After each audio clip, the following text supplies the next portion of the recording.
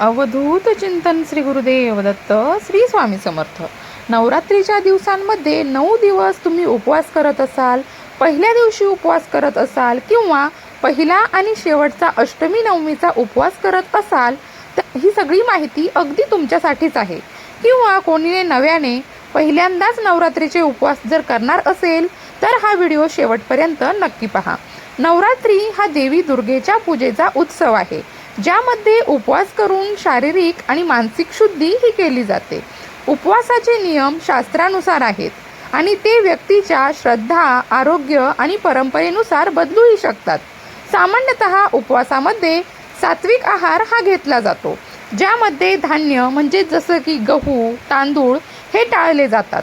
त्याऐवजी सिंगाडे, साबुदाणा, बटाटा, फळं, दूध आणि दही यांचा समावेश केला जातो।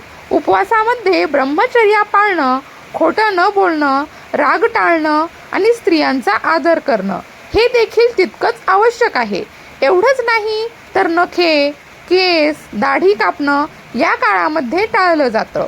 रोज सकाळी या दिवशी स्नान करून पूजा केली जाते आणि देवीची आराधना केली जाते। उपवास सोडताना कन्यापूजन म्हणजेच कुमारिकांना भोजन हे दिलं जातं आणि त्यानंतर फळं किंवा प्रसाद घेऊन हे व्रत सोडलं जातं। आता उपवासाचे प्रकार विविध आहेत। काही 9 दिवस पूर्ण उपवास करतात, काही जण फक्त पहिल्याच दिवशी उपवास करतात, तर काही अष्टमी आणि नवमी तिथीला उपवास करतात। पण सामान्य उपवास हा सर्व प्रकारांसाठी लागू होतो। यासाठी काय खावं तर फळं जसं की सफरचंद, केळी, द्राक्ष, नाशपती यांसारखी फळं घ्यावीत। दुग्धजन्य पदार्थ खावेत। व्रताचे धान्य ज्यामध्ये सिंगाडा, ज्याचं पीठ राजगिरा, साबुदाणा यांचे पदार्थ खाल्ले जातात। याच व्यतिरिक्त बटाटे, रताळे, सुरण, दुधी असे देखील पदार्थ हे खाल्ले जातात। मसाल्यांमध्ये जिरं, हिरवी मिरची, आलं, लसूण, कांदा हा टाळला जातो। मात्र पेयांमध्ये पाणी, नारळ पाणी, दूध, चहा यांसारखी पेय ही घेतली जातात। एकदा जेवण किंवा फलाहार झालं की त्यानंतर फळे किंवा दूध घेतलं तर ते आरोग्यासाठी फलदायी मानले जाते। आता या उपवासामध्ये काय खाऊ नये तर धान्य तर खात नाहीत, शिवाय तामसी पदार्थ देखील खात नाहीत। कांदा, लसूण, मसूर डाळ, उडीद यांसारख्या वस्तू देखील खाल्ल्या जात नाही। शिवाय सेंधा मीठ हे उपवासासाठी वापरलं जातं। साध्या मिठाचा उपयोग हा केला जात नाही किंवा कोणी तर आळणी पदार्थ सुद्धा खात असतात। तळलेले किंवा मसालेदार पदार्थ, कॉफी, चहा यांसारखे अन्न जास्त प्रमाणात उपवासामध्ये खाऊ नये। आता या नवरात्रीच्या उपवासाबद्दल काही इतर नियम देखील आहेत। हे उपवास करत असताना सकाळी लवकर उठावं, ध्यान जप करावं, स्वच्छता राखावी, नकारात्मक विचार टाळावे आणि सकारात्मक राहावं। उपवास सुरू करण्यापूर्वी संकल्प घ्यावा। रोज संध्याकाळी आरती करून उपवास सोडावा। जर नवरात्रीच्या 9 दिवसात उपवास करत असाल आणि त्यातही जर एकदा जेवण करत असाल तर रोज संध्याकाळी आरती करून जप, ध्यान, पूजन करून त्यानंतरच उपवास सोडावा असं सांगितलं जातं। आता 9ही दिवस उपवास करणाऱ्यांसाठी आणखी काही नियम आहेत, जे नवरात्रीचे पूर्ण व्रत 9 दिवस म्हणजे प्रतिपदा तिथीपासून ते नवमी तिथीपर्यंत पाळतात।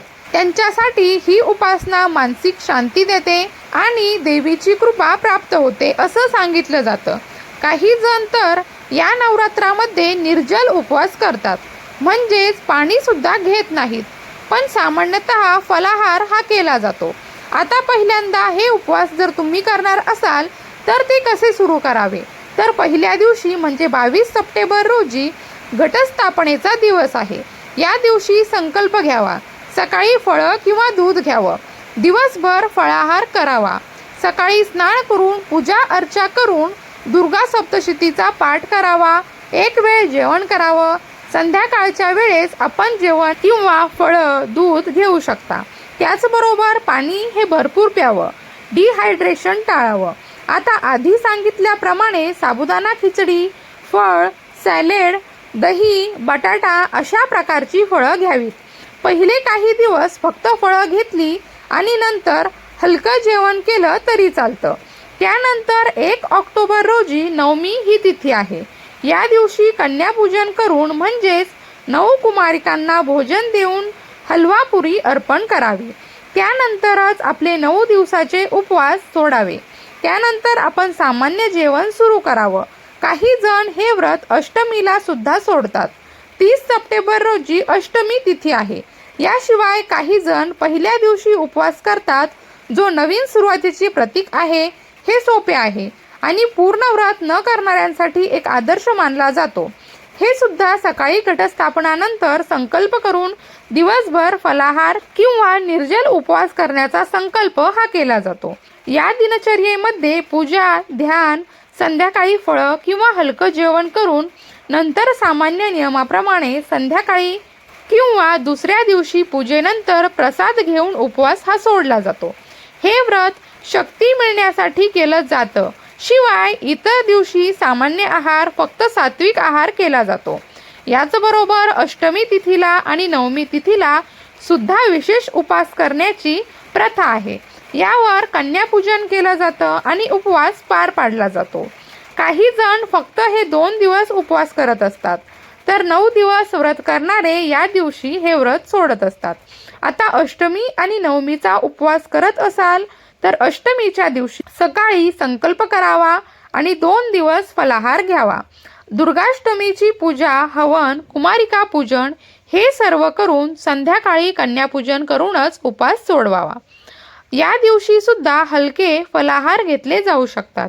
शिवाय कन्यापूजनासाठी हलवा पुरी, चना तयार करून पण स्वतः उपवासात फळ घेऊनच हे व्रत करावं असं सांगितलं जातं. आता अष्टमी किंवा नवमीला उपवास केल्यानंतर हे व्रत कसं सोडावं, तर अष्टमी किंवा नवमीला कन्यापूजन झाल्यानंतर संध्याकाळी किंवा दुपारी प्रसाद घेऊनच हे व्रत सोडलं जातं.